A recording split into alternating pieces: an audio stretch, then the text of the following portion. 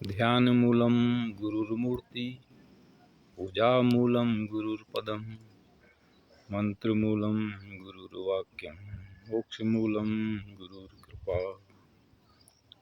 ध्यानमूलं गुरुर्मूर्ति यानी जो मूल परमात्मा है, गुरु की जो मूर्ति है, गुरु की जीती जागती मूर्ति जो सामने है, उसमें मूल परमात्मा का ही ध्यान किए जाने को कहा है। तो जो मूल परमात्मा है उसका ध्यान ही किया जाता है। जो अजन्मा है, गोचर है, सर्वत्र सब जगह है, हरि व्यापक सर्वत्र समाना, जिसके लिए कहा है एक ओंकार सतनाम आदि सच जुगादि सच है भी सच नानक होसी भी सच।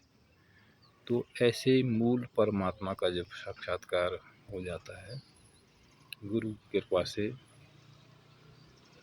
इसको इन आँखों से अनुभव करा दिया जाता है, तो इसका न आदि है न अंत है, जो सब जगह है।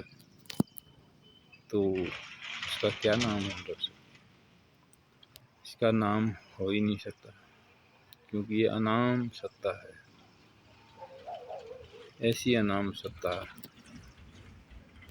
का एक जो नाम दिया भी जाता है, तो वो इस तक पहुंचने के लिए, इसके साथ एकमिक होने के लिए, तो ऐसा जो है संत महापुरुष कहते हैं, हमारे जो धार्मिक ग्रंथ भी यही कहते हैं। तो सिमरन या नाम जप, इसमें कोई नाम दे दिया जाता है वहाँ तक पहुँचने के लिए, जो एक सहारा है। तो इसके साथ सहारे से जो है नाम जप किया जाता है, नाम का जाप। लेकिन सही माने में जो है यह नाम सत्ता है, इसका कोई नाम नहीं। और जब मूल परमात्मा का जो ध्यान ही कर सकते हैं,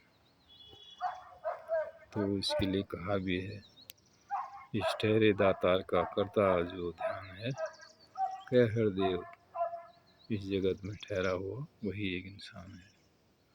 तो ये हृदय वाणी में भी बात आई है। तो मूल परमात्मा के लिए पूजा मूलम गुरुर्पदम, तो मूल परमात्मा की पूजा हम करते हैं तो गुरु के चरणों में भी इस मूल परमात्मा को ही देखना है। तो मूल परमात्मा कैसा? हरि व्यापक सर्वत्र समान, इसके लिए कहा है देश काल दिश विदिशों माही, ऐसो जग कहाँ जहाँ प्रभु नाही। तो अलग अलग मिशनों में अलग अलग तरीके से इसको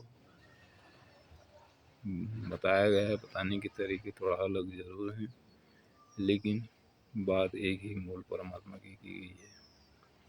तो वो सारे हमारे धर्म शास्त्र वही कहते हैं, रामचरितमानस भी वही कह रहे हैं, बाइबल और कुरान भी वही कह रही है। तो ऐसे मूल परमात्मा का जो है ध्यान ही किया जाता है। तो सब जगह इसी का जिक्र है। तो हालांकि नाम अलग अलग दिए हैं, तरीके थोड़ा अलग हो सकते हैं, लेकिन बात एक मूल परमात्मा की